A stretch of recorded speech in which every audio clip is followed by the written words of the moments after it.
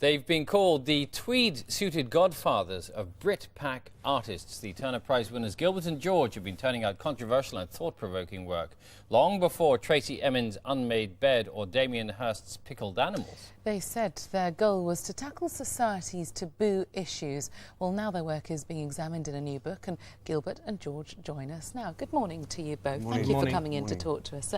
Gilbert, for those that don't know much about your work, could you start off by telling us how you came together and how your work started? We came together at the footsteps of St. Martin's School of Art.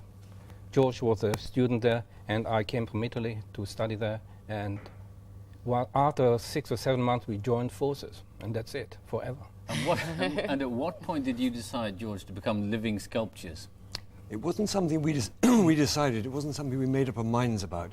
It was something that came over us, like a mist, like a cloud. It's very mysterious and difficult to imagine that, but it was almost as though there was some guiding force making us do it, which we still believe. Even when we make our pictures today, we believe there's other forces in our own. So that you feel that you are an inseparable force when you work, as well as the way that you just live your life and the way that you dress and the way that you approach life. How does your working life actually work, really? I mean, you go into a studio and you argue and you fight, or you just know exactly what you're both doing? No, it's very complicated because we have to go along two paths at the same time. One has to be completely mental and destructive, and the other one has to be totally organised. It's very organised. Arranged. Which one's the mental and destructive one of you two, then? We're not telling about that. Or do you switch roles every now and again? But our studio is very organised. It's like a what you call hospital centre. Okay. Absolutely. Your work's always been about, for the most part, making a splash, though, from your first, what was it, living art display many years back in 1968. Tell us about that. We always believe that the artist, the true artist who can reach people, is at the centre of their work. So that if you go today to the National Gallery, you won't say to the person you're viewing the pictures with, oh, come and see this bit of grass and tree. You'll say, come and see this fantastic constable, because you know that it's Constable speaking to you from the grave. The subject is even quite irrelevant. And we believed we just took it a little bit further than that and made ourselves part of the art. So what did you do, though, that first particular time in that gallery? At someone else's exhibition? Yes, that was because we were not invited to the ICA famous exhibition, and we felt that we could only be part of that show by being present as living sculptures at the private view.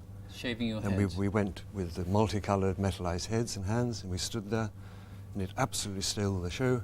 And the most famous art dealer in the world came to us that evening and said that he would like us to exhibit with him. And so it was an enormous success, immediate. And that was it for. We never looked back after that day. Absolutely not. But just tell me, are you unable, do you feel you're unable to produce work individually now? We wouldn't dream of that. We wouldn't dream of that, because it is so a concentrated idea. It's total.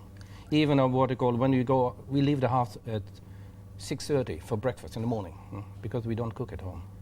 So we are totally organised, and then at 8 o'clock we start to work.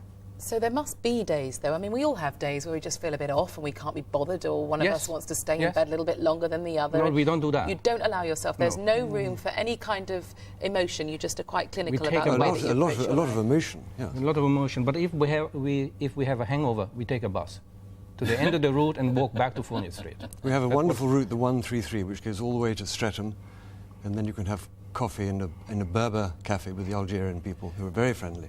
Extraordinary and then we quality. walk back. Some of your work has been quite offensive to some people. We won't get into the specific details, but it's involved bodily fluids and functions, put it that way. Yes. Was the idea specifically to shock? No, we never want to shock. Opposite. We always want to de-shock, make it normal. Like in every hospital, it's a totally normal bodily fluid. Everybody has to deal with it. Every mom, every mother, every child, everybody. So we only have been told that we shouldn't say it. And life is based, we have to de-shock, because we believe very much that it's all based on morality, what we accept today. The morality of people is changing every single day. If you look back... You'd agree there should be morality at some level. So it has to be morality. Yeah. We only believe in the moral dimension for our pictures. We will only start making a picture or a group of pictures when we have discovered the moral dimension of the subject we're working with. So we wouldn't be able to produce works with trees or monkeys or rabbits or apples, or we wouldn't know what they mean. Yeah? But when we know what something means, then we can include it in our pictures. And is there ever any disagreement between you? I mean, is that part of the creative process that you go about to work through an argument or work through a debate before you create something? No, or we you're never- always in two minds working in parallel? We never like that idea of people think that we bounce ideas off each other or hammer it out or something. We never did it like that.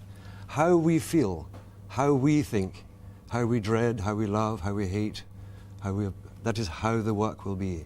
It is never about what Gilbert thinks on that subject, what I think. Because all the other artists are doing their work by themselves, so we do need to do that. We never discuss that, ever. All right. No discussion is very, very, very good Very system. important. What about wardrobe?